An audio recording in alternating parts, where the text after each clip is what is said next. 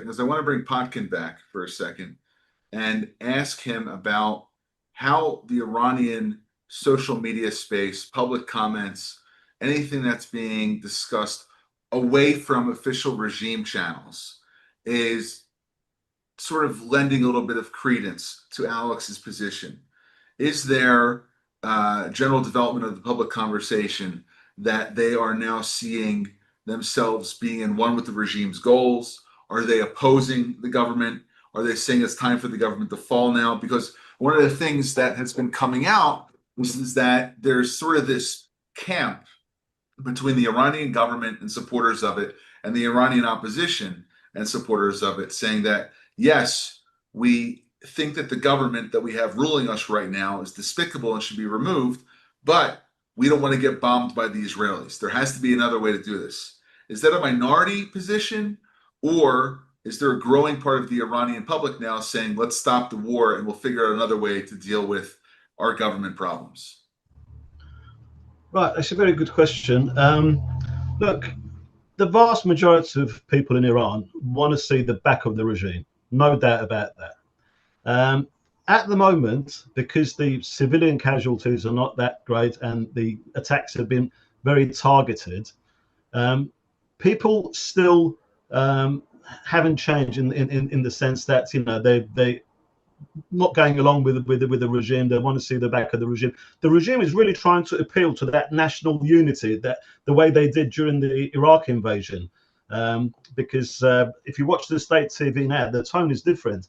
Instead of Islamic Republic, they now say Iran. Now they say, you know, everyone. They show women without the wearing the veil, talking about like this imperative to defend the country. Suddenly you think like you're watching a different television. So they are trying to think that they can bring about that sort of national feeling that there was in the beginning of the revolution when Iraq invaded. But look, things have changed. People have seen through this regime.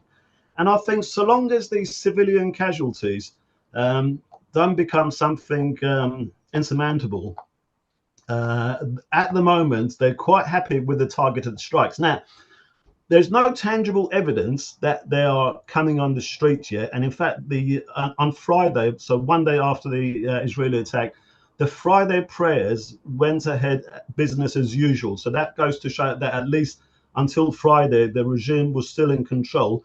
But the people are watching to see if the balance of power changes. If it gets to a point where they think that the regime has now got so weak and they get that confidence that they can now take on the regime, I think that it will happen. However, there's a difference between what happened now and what happened in 1979 when Khomeini could sit in France and tell people to come on the streets, and they did. What's different is that Khomeini had a network at the time. The network was the mosques. Unfortunately, every town, every city, every village, every district had a mosque. Every mosque needed a minimum of 3 people to run it. So that was his network that he could implement his orders underground. Towards the end of the revolution, there were revolution committees in every district based in these mosques. He had already appointed the government, the provisional government, the Friday prayers for this place and that place. So people could sense that if they come out on the street and they take on the Shah's regime, there's a sort of like a structured program to go forward. If they do come on the streets when they feel that the balance of power has changed in their favor, without having that network on the ground, how is it going to be controlled? Where is it going to go to? You know, what is their target? What is the target that they're trying to achieve?